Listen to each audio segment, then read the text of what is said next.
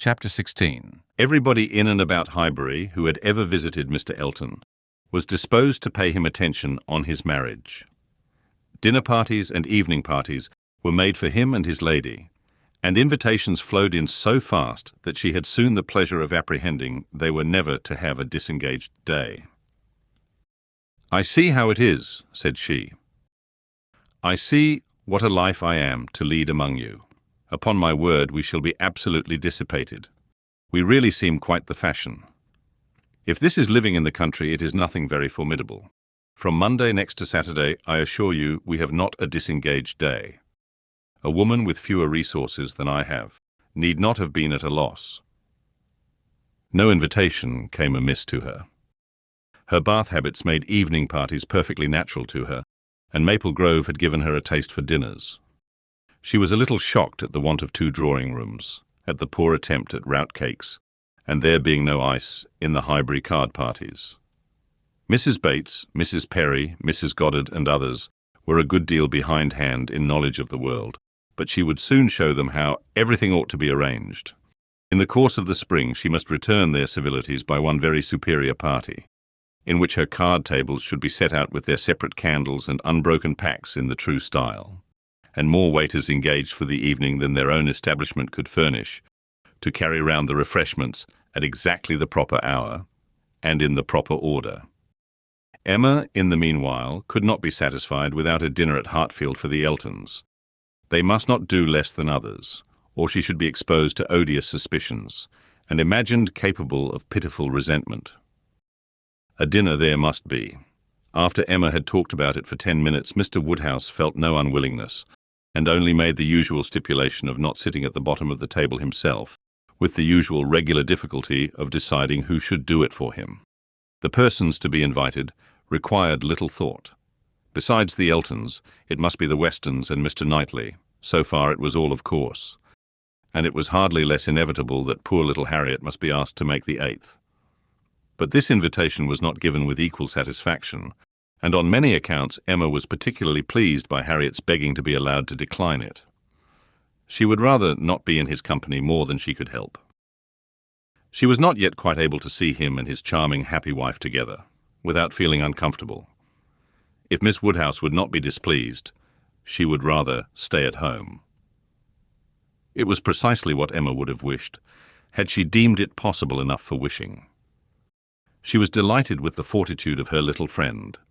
For fortitude she knew it was in her to give up being in company and stay at home. And she could now invite the very person whom she really wanted to make the 8th Jane Fairfax. Since her last conversation with Mrs. Weston and Mr. Knightley, she was more conscience-stricken about Jane Fairfax than she had often been. Mr. Knightley's words dwelt with her. He had said that Jane Fairfax received attentions from Mrs. Elton which nobody else paid her. "This is very true," said she, "at least as far as relates to me, which was all that was meant, and it is very shameful. Of the same age, and always knowing her, I ought to have been more her friend. She will never like me now. I have neglected her too long, but I will show her greater attention than I have done." Every invitation was successful. They were all disengaged and all happy. The preparatory interest of this dinner, however, was not yet over. A circumstance rather unlucky occurred. The 2 eldest little Knightleys were engaged to pay their grandpapa and aunt a visit of some weeks in the spring, and their papa now proposed bringing them and staying one whole day at Hartfield, which one day would be the very day of this party. His professional engagements did not allow of his being put off, but both father and daughter were disturbed by its happening so. Mr. Woodhouse considered 8 persons at dinner together as the utmost that his nerves could bear, and here would be a 9th, and Emma apprehended that it would be a 9th very much out of humour at not being able to come even to Hartfield for 48 hours without falling in with a dinner party.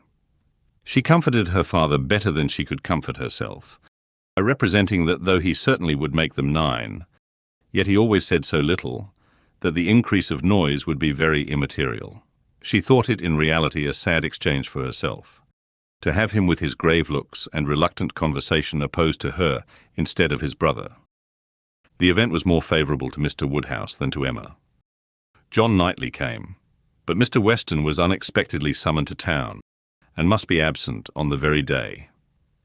He might be able to join them in the evening, but certainly not to dinner. Mr. Woodhouse was quite at ease, and the seeing him so, with the arrival of the little boys and the philosophic composure of her brother on hearing his fate, removed the chief of even Emma's vexation. The day came. The party were punctually assembled, and Mr. John Knightley seemed early to devote himself to the business of being agreeable. Instead of drawing his brother off to a window while they waited for dinner, he was talking to Miss Fairfax. Mrs. Elton, as elegant as lace and pearls could make her, he looked at in silence, wanting only to observe enough for Isabella's information. But Miss Fairfax was an old acquaintance and a quiet girl, and he could talk to her. He had met her before breakfast as he was returning from a walk with his little boys, when it had been just beginning to rain. It was natural to have some civil hopes on the subject, and he said, "I hope you did not venture far, Miss Fairfax, this morning, or I am sure you must have been wet. We scarcely got home in time. I hope you turned directly." "I went only to the post office," said she, "and reached home before the rain was much. It is my daily errand. I always fetch the letters when I am here. It saves trouble, and is a something to get me out. A walk before breakfast does me good." "Not a walk in the rain, I should imagine." "No, but it did not absolutely rain when I set out." Mr. John Knightley smiled and replied, "That is to say, you chose to have your walk, for you were not 6 yards from your own door when I had the pleasure of meeting you." And Henry and John had seen more drops than they could count long before. The post office has a great charm at one period of our lives. When you have lived to my age, you will begin to think letters are never worth going through the rain for. There was a little blush, and then this answer: "I must not hope to be ever situated as you are in the midst of every dearest connection, and therefore I cannot expect that simply growing older should make me indifferent about letters." "Indifferent? Oh no, I never conceived you could become indifferent. Letters are no matter of indifference. They are generally a very positive curse." "You are speaking of letters of business. Mine are letters of friendship." "I have often thought them the worst of the two," replied he coolly. "Business, you know, may bring money, but friendship hardly ever does." "Ah, you are not serious now. I know Mr. John Knightley too well. I am very sure he understands the value of friendship as well as anybody. I can easily believe that letters are very little to you, much less than to me. But it is not your being 10 years older than myself which makes the difference. It is not age, but situation. You have everybody dearest to you always at hand. I probably never shall again. And therefore, till I have outlived all my affections, a post office, I think, must always have power to draw me out in worse weather than today. When I talked of your being altered by time, by the progress of years, said John Knightley, I meant to imply the change of situation which time usually brings. I consider one as including the other. Time will generally lessen the interest of every attachment, not within the daily circle. But that is not the change I had in view for you. As an old friend, you will allow me to hope, Miss Fairfax, that 10 years hence you may have as many concentrated objects as I have.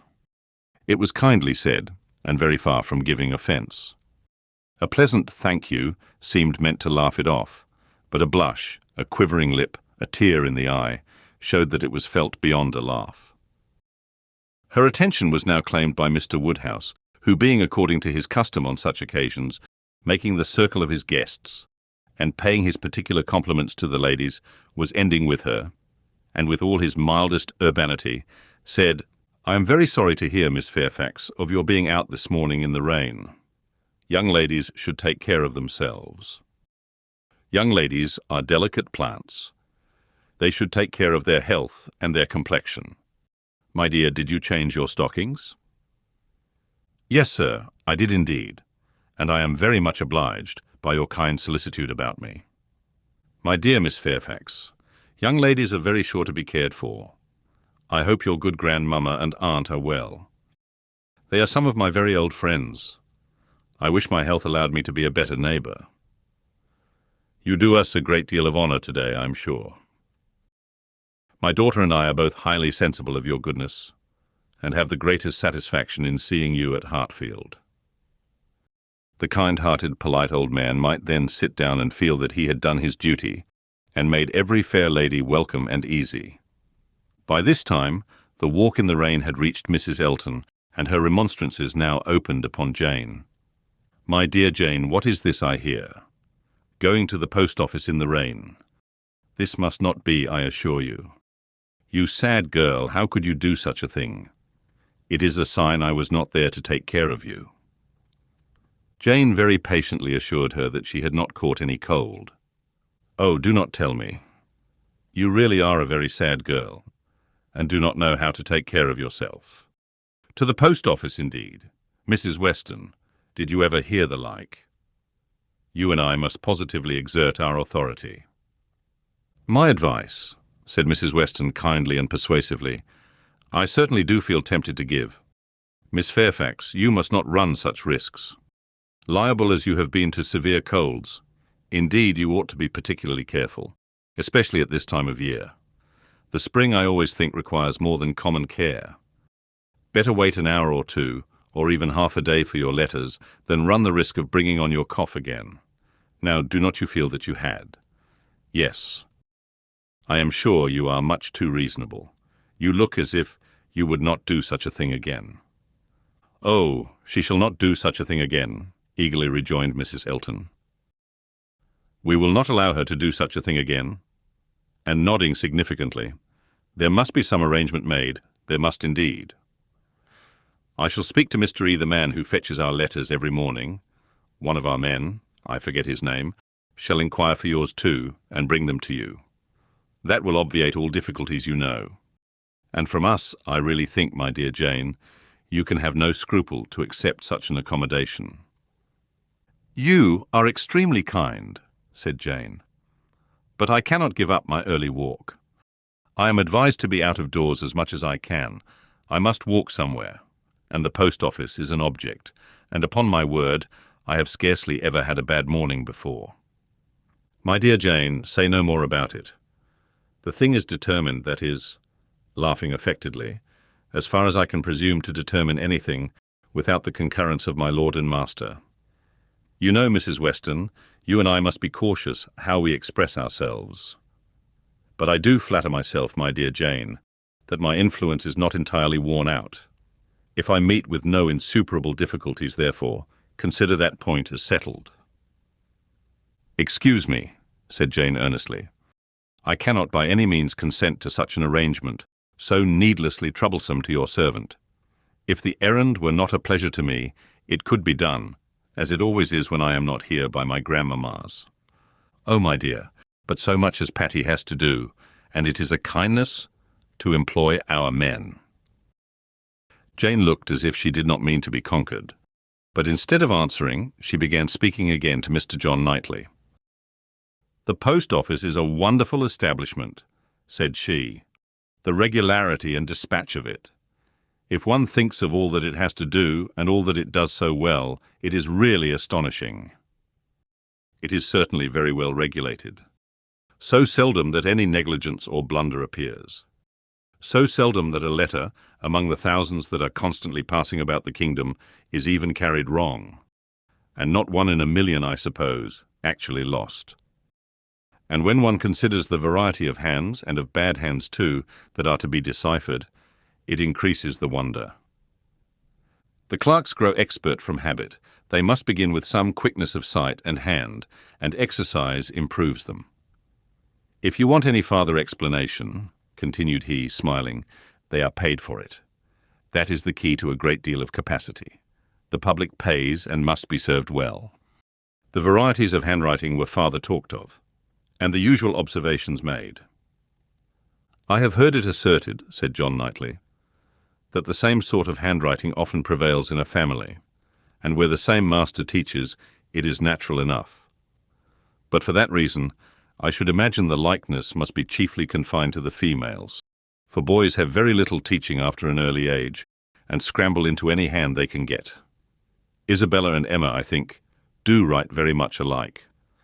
I have not always known their writing apart." "Yes," said his brother hesitatingly. "There is a likeness. I know what you mean. But Emma's hand is the strongest." "Isabella and Emma both write beautifully," said Mr. Woodhouse. "And always did. And so does poor Mrs. Weston," with half a sigh and half a smile at her. "I never saw any gentleman's handwriting," Emma began, looking also at Mrs. Weston, but stopped on perceiving that Mrs. Weston was attending to someone else, and the pause gave her time to reflect. "Now, how am I going to introduce him? Am I unequal to speaking his name at once before all these people? Is it necessary for me to use any roundabout phrase? Your Yorkshire friend, your correspondent in Yorkshire. That would be the way, I suppose, if I were very bad. No, I can pronounce his name without the smallest distress. I certainly get better and better. Now for it." Mrs. Weston was disengaged, and Emma began again. "Mr. Frank Churchill writes one of the best gentleman's hands I ever saw." "I do not admire it," said Mr. Knightley. "It is too small, wants strength. It is like a woman's writing." This was not submitted to by either lady. They vindicated him against the base aspersion. No, it by no means wanted strength. It was not a large hand, but very clear and certainly strong. Had not Mrs. Weston any letter about her to produce? No, she had heard from him very lately, but having answered the letter, had put it away. "If we were in the other room," said Emma, "if I had my writing desk, I am sure I could produce a specimen. I have a note of his. Do not you remember, Mrs. Weston, employing him to write for you one day?" "He chose to say he was employed." Well, I have that note, and can show it after dinner to convince Mr. Knightley." "Oh, when a gallant young man, like Mr. Frank Churchill," said Mr. Knightley dryly, "writes to a fair lady like Miss Woodhouse, he will, of course, put forth his best." Dinner was on table. Mrs. Elton, before she could be spoken to, was ready, and before Mr. Woodhouse had reached her with his request to be allowed to hand her into the dining parlour, was saying, "Must I go first? I really am ashamed of always leading the way." Jane's solicitude about fetching her own letters had not escaped Emma. She had heard and seen it all, and felt some curiosity to know whether the wet walk of this morning had produced any. She suspected that it had, that it would not have been so resolutely encountered, but in full expectation of hearing from someone very dear, and that it had not been in vain. She thought there was an air of greater happiness than usual, a glow both of complexion and spirits. She could have made an inquiry or two as to the expedition and the expense of the Irish mails. It was at her tongue's end, but she abstained. She was quite determined not to utter a word that should hurt Jane Fairfax's feelings. And they followed the other ladies out of the room, arm in arm, with an appearance of goodwill highly becoming to the beauty and grace of each.